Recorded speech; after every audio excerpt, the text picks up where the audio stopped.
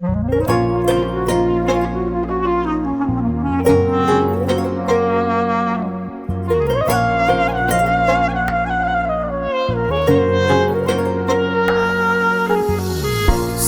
ne vakt bir acımı dindirmişsen, yüreğimi kül etmişsen, yandırmışsan.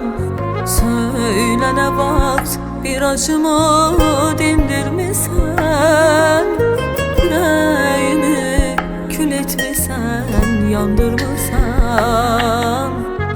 Hasretinden solmuşam ben, paramparça olmuşam ben.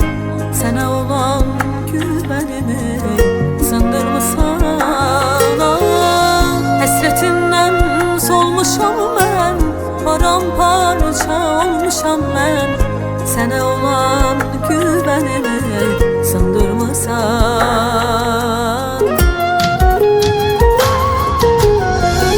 Telefonun zengin çalar, yarım beni ya da salmar. Hasretinden ölürüm ben, neyleyim onsuz olmaz.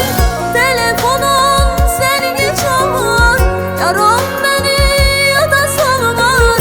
Hasretinden divaneyim, neyleyim onsuz olmaz.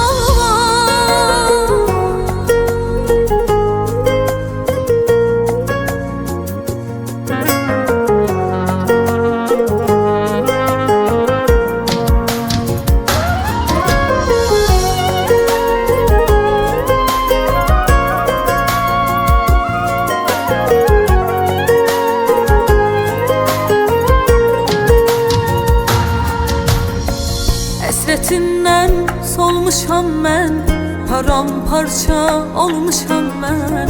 Sana olan güvenimi sındırmışsan. Hasretinden solmuşam ben, paramparça olmuşam ben. Sana olan güvenimi